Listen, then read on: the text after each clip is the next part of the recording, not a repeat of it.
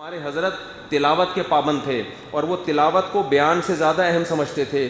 جس دن حضرت کی مصروفیت زیادہ ہوتی اور تلاوت کا ٹائم نہیں نکلتا, اس دن تلاوت کا ناغہ نہیں کرتے, بیان کا ناغہ کر دیتے تھے. بیان کے لیے آ کے بیٹھتے, 5-10 منٹ بات کرتے اور فرماتے آج میری تلاوت نہیں ہوئی ہے تو آج بیان کی چھٹی, کیونکہ آج میں نے تلاوت کرنی ہے, کیونکہ میں مصروف تھا کسی اور کام میں. کیا مطلب؟ ان کی بوتل میں بیان, ان کے دراز میں بیان بھی ایک 5,000 کا نوٹ, لیکن تلاوت کی ویلیو ان کی نظر میں کتنے کی ہے؟ 10,000 کی. بیان کا چھوڑ. اب ہم حیران ہوتے یار ہم بیان بھی نہ کر رہے ہیں, تلاوت چھوڑیں. نہ میں تلاوت نہیں چھوڑوں گا. وہ فرماتے تھے کہ اس کی مثال ایسے ہے, کنویں سے آپ پانی نکالتے رہو گے, نیا پانی نہیں آئے گا تو کیچڑ آنا شروع ہو جائے گا. فرماتے تھے جو علماء واعظ کرتے ہیں, بیان کرتے ہیں, ان کو نفلی عبادت, تلاوت, تہجد یہ بہت ضروری ہے کہ اگر وہ یہ نہیں کریں گے ان کا اللہ سے تعلق ہوگا کم, اور پھر ان کے علم میں کیچڑ آنا شروع ہو جائے گا. وہ جو لوگوں کو فائدہ پہنچا رہے ہیں نا, علم تو سب کے پاس ایک جیسا ہوتا ہے, اصل تو اللہ کی معرفت ہے, اللہ کا خوف, اللہ کی محبت ہو تو پھر وہ جو علم ڈیلیور ہوتا ہے اس کا اسٹائل کچھ اور ہوتا ہے. اللہ کی محبت اور اللہ کا خوف نہ ہو تو پھر سوائے فلانے صحابی نے یہ کر دیا, فلانے بزرگ کی کتاب میں یہ, فلانے نے اپنی کتاب میں یہ لکھ دیا, فلانا بھی غلط, فلانا بھی غلط, نیگیٹیوٹی, نفرتیں, اس کے علاوہ انسان کوئی کام نہیں کرتا. تو یہ انسان کی نیچر ہے. تو فرماتے تھے بھائی تلاوت کریں گے تو پانی آئے گا اس کنویں میں, اللہ کی معرفت آئے گی, پھر ڈیلیور کریں گے. ایسے تھوڑی ہوگا. یہ ان کی ایک رائے تھی. اور دوسری طرف اس کے مخالف لوگ بھی ہیں. آج ہمیں بہت سے لوگ ملتے ہیں یار ٹائم ہی نہیں ہے, لیکن اچھا جب ٹائم نہیں ہے لیکن آپ نے دن میں کیا کارنامے کیے؟ کارنامے تو کچھ بھی نہیں کیا. ابے تو اتنا مصروف آدمی ہے, تو پتہ نہیں کہ ایٹمی دھماکہ کرنے والا ہوگا, اگلی دفعہ تو ہی کرے گا. جب تیرے پاس ٹائم نہیں ہے اس کا مطلب بہت زبردست تیری لائف گزر رہی ہے نا, اب تو پتہ نہیں کیا کر لے گا. کرتا کچھ بھی نہیں ہے لیکن ٹائم نہیں. کیوں؟ بے برکتی. اٹھیں گے صبح 11 بجے, 11 بجے اٹھے تو جو اصل دماغ کے سوچنے کا, جس میں باڈی بھی آپ کی ایکٹیو ہوتی ہے. حکیم سعید تو کہا کرتے تھے ناشتہ بھی صبح فجر کے بعد کر لو, کیونکہ صبح کے وقت جو انسان کا معدہ ہے نا اور ہوا میں آکسیجن کا تناسب اتنا ہوتا ہے, میٹابولزم بہت تیز ہوتا ہے, اس وقت پراٹھے بھی ہضم ہو جائیں گے آپ کے. ابھی حکیم سعید صاحب نے بڑی خاندانی سے, جلدی سے بس بات مکمل کر رہا ہوں. ہمارا جو لائف اسٹائل ہے 11 بجے اٹھے آپ, 11 بجے اٹھ کے اب آپ ناشتہ تک 12 بج جائیں. آدھا دن گیا تیل لینے, جو کام کا ٹائم تھا وہ ہو گیا. 12 بجے آپ دفتر پہنچو گے یا شاپ پہ پہنچو گے, بزنس کر رہے ہو, جو بھی کر رہے ہو.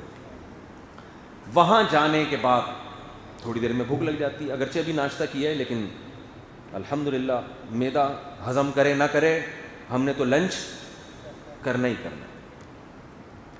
تھوڑی دیر ٹھش پش کیا, کمپیوٹر پہ بیٹھ کے کوئی ٹھش پش کیا, یا تھوڑی دیر کچھ کام وام کیا, یا سائیکلوں کا پنچر لگایا, جو بھی کر رہے ہو. اس کے بعد کھانے کا ٹائم. کھانا ماشاءاللہ کھایا نہیں بلکہ پھوڑا. کھانا کھایا نہیں بلکہ پھوڑا. کھانا کھانے کے بعد انسان کا لمبا ہونے کا دل چاہتا ہے, کہ نیند آتی ہے. سوئیں کہاں, کوئی معمول سونے کا ہے ہی نہیں. دماغ کا دہی بن گیا, تھکے تھکے. تبھی میں تو لوگوں کے چہروں پہ دیکھتا ہوں رونقیں نہیں ہیں. تھکے تھکے تھکے تھکے, نہ کسی کام میں دل لگ رہا ہے, گالیاں دے رہے ہیں معین اختر کے ماموں کی طرح. بات بات پہ کیا آ رہی ہیں؟ جب فریش ہی نہیں ہے تو گالیاں ہی آئیں گی نا. بات بات پہ گالیاں, بلب کے رشتہ داروں کو گالیاں. آپ نے اس کی بائک میں پنچر لگایا, وہ پنچر دوبارہ لیک ہو گیا, بائک کو بھی گالیاں, بائک کے رشتہ داروں کو بھی گالیاں. پنچر والا اگر کمزور ہے تو اس کو بھی گالیاں, وہ اگر پاورفل ہے تو اس کو کچھ بھی نہیں. ساری گالیاں کس کو؟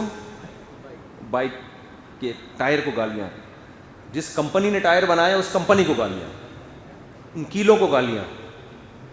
یہ گالیاں کیوں نکل رہی ہیں؟ دوپہر آپ نے قیلولہ شیطانی کام کیا تو شیطانی اندر سے پروڈکٹ کیا آئے گی؟ شیطان والی آئے گی نا. بس تھکے تھکے تھکے عصر میں مغرب میں گھر آ گئے, تھکے ہوئے ہیں, بیوی سے پھڈا ہوگا آپ کا. کھانا وہ ویسے ہی ہضم نہیں ہو رہا کیونکہ دوپہر قیلولہ نہیں ہوتا, کھانا پوری طرح ہضم نہیں ہوتا. وہ بغیر بھوک کے کھایا تھا وہ کھانا. کولیسٹرول بننا شروع, اس کھانے سے طاقت کم اور چربی زیادہ, رگوں میں کولیسٹرول جمنا شروع ہو گیا, ڈپریشن میں جا رہے ہیں, بلڈ پریشر ہائی ہو رہا ہے, ٹینشن نہیں بھی ہو تو خامخواہ کی ٹینشن ہے لوگوں میں بانٹتا پھر رہا ہے صحیح ہے نا, اور اگر کوئی ٹینشن ہو گئی تو پھر تو ڈبل کوئی مسئلہ ہو گیا. تو اب کہنے کو تو سارا دن حضرت کا بہت بزی ہے, کام دھیلے کا بھی بولو نہیں ہو. کسی ڈاکٹر نے کہہ دیا صبح واکنگ کیا کرو تو بہت ہمت کر کے آج فجر کے بعد, فجر میں اٹھ گئے, اول تو اٹھ نہیں سکتے تھے, لیکن واکنگ کے دوران باتیں کر کے اس واکنگ کا بھی بیڑا بولو غرق کر. وہاں بھی ٹینشن. ہمیں یاد ہے ایک دفعہ تھڑے پہ نا کچھ چند حضرات بیٹھے ہوئے تھے, کچھ بزرگ حضرات تھے, ایک ان میں گھر گئے ہیں, اسی وقت ہارٹ اٹیک سے ان کا انتقال ہو گیا, اللہ ان کی مغفرت فرمائے. تو میں نے کسی کو بتایا, انہوں نے کہا بس وہ تھڑے میں کوئی بات دل پہ لے گئے ہوں گے, کیونکہ ٹاکنگ کے دوران لوگ ایسی کچھ نہ کچھ باتیں کر رہے ہوتے ہیں جو آپ دل پہ لے جاتے ہیں, اور نہیں بھی لے کے جائیں تو دماغ تو لگتا ہے نا ادھر. تو یہ لائف اسٹائل میرے بھائی جب ہوگا, اور پھر نیند سوتا بہت ہے لیکن اس نیند سے تھکاوٹ دور, تبھی اکثر لوگ کہتے ہیں ہم سو کے اٹھنے کے بعد پھر نیند آ رہی ہوتی ہے ہمیں, کیونکہ غلط ٹائم پہ سوئے ہیں نا. یہ سونے کا قدرتی برغیاں دیکھو مغرب کے بعد فوراً ڈڑبوں میں چلی جاتی ہیں. نیند میری بھی ڈسٹرب ہوئی ہوئی ہے, میں بہت ڈسٹرب ہوں نیند کے معاملے میں, دماغی کام اتنے ہیں, لیکن غلط چیز کو غلط تو ماننا چاہیے نا. اگر میں بھی رات کو دیر سے سو رہا ہوں تو میں اس کو ڈیفائن تھوڑی کروں گا کہ اچھا کام ہے. کام بہرحال کیا ہے, یہ جیسے میں چائے پیتا ہوں تو کام غلط ہے, یہ کوشش کر رہا ہوں کہ چھوٹ جائے, کوشش کر رہا ہوں کہ ہماری بھی نیند ٹائم پہ ہو جائے.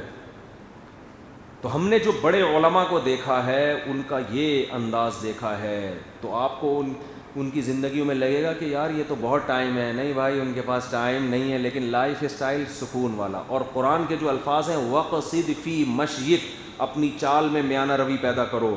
مراد صرف چال نہیں ہے, ہر کام میں. وہ انہی بزرگوں کی زندگی میں آپ کو نظر آئے گا کہ واقعی ان کے ہر کام میں کیا ہے, اعتدال ہے. کھاتے ہیں تسلی سے کھاتے ہیں, سوتے ہیں تسلی سے. یہ نہیں کہ گھوڑے بیچ کے سوتے ہی رہ گئے, اس کو تسلی نہیں کہتے. تسلی کا مطلب جتنی دیر سوئیں گے پوری پراپر نیند ہوگی. اکثر لوگوں کا سونے کے انتظار میں ٹائم زیادہ گزر رہا ہے, سونے میں ٹائم, کیونکہ رات کو بیٹھ جاتے ہیں موبائل لے کے دیکھتے رہتے ہیں, نیند غائب, نیند ہی نہیں آ رہی. پھر وہ گھنٹوں جا کے کروٹیں بدلتے رہیں گے, پھر جب آئے گی تو پھر ایسا سوئیں گے, پولیس آئے گی اٹھائے گی, بھائی دیکھو زندہ بھی ہے کہ نہیں ہے. اور پولیس بھی کیوں آئے گی؟ ایک دفعہ میرا تھانے جانا ہوا تو پتہ چلا کہ جی وہ سو رہے ہیں حضرت بڑے صاحب. خیر وہ پھر میں گیا عصر کے بعد, پھر سو رہے تھے, پھر مغرب کے بعد کیا, پھر سو رہے تھے, عشاء کے بعد کیا, پھر سو رہے. شاید گورنمنٹ کی طرف سے کچھ اصول ہو ایسا. پھر انہوں نے مجھے بتایا کہ راتوں کو انہوں نے چھاپے مارنے ہوتے ہیں تو رات کو جاگتے ہیں, یہ سمجھ رہے تھے. لیکن جب رات کو جاگیں گے تو پبلک کس وقت آئے گی آپ کے پاس؟ خیر ان کی مجبوری ہوگی. تو وقصد فی مشی, قرآن کہہ رہے ہیں ہر چیز میں کیا کرو, میانہ روی, اعتدال. اللہ سے دعا. آج میرا ٹاپک کچھ اور تھا لیکن یہ بات بہت اہم تھی جو بتانا ضروری تھی. خلاصہ یہ نکلا بھائی, رات کو جلدی سو جایا کرو, صبح 3-4 بجے اٹھ کے تہجد پڑھو, اللہ سے دعا مانگو, فجر کی نماز پڑھو تمیز سے, اس کے بعد جاگنگ کرو. صحیح ہے نا. فجر سے پہلے اگر سونا چاہو تو 15-20 منٹ سو سکتے ہو. رات کو جلدی اٹھ گئے تو فجر سے پہلے 15-20 منٹ سو جاؤ, وہ نبی کی سنت ہے. نبی صلی اللہ علیہ وسلم فجر کی 2 سنتیں پڑھ کے سو جایا کرتے تھے, آرام کرتے تھے. تو پھر فجر کے بعد اپنے کاموں کا آغاز کرو. آپ کہہ سکتے ہو فجر کے بعد مارکیٹ نہیں کھلی ہوتی, فجر کے بعد میں اکیلا ہی بازار میں, تو بازار جانے کی کیا ضرورت ہے. باقی جو کام ہے وہ فجر کے بعد رکھ لو, جو بازار کے کام ہے وہ 2:45 بجے رکھ لو, دوپہر. جو کراچی میں تو ایسا ہی ہو رہا ہوتا ہے نا. کیا خیال ہے بھائی؟ دیکھو زندگی میں چہرے پہ بھی نور آئے گا, برکت آئے گی, فریشنس ہوگی, اور افراتفری میں کام نہیں ہوں گے, اور تھوڑے وقت میں اللہ بہت زیادہ کام لے لے گا آپ سے. اللہ ہمیں عمل کی توفیق عطا فرمائے. اب کام کیا کرنے ہیں وہ پھر کبھی اور بتائیں گے. اب آپ فجر میں اٹھ کے بولیں گے کریں کیا آپ, وہ پھر کسی اور موضوع پر انشاءاللہ ہم کسی اور دن بتائیں گے آپ کو. اللہ عمل کی توفیق عطا فرمائے.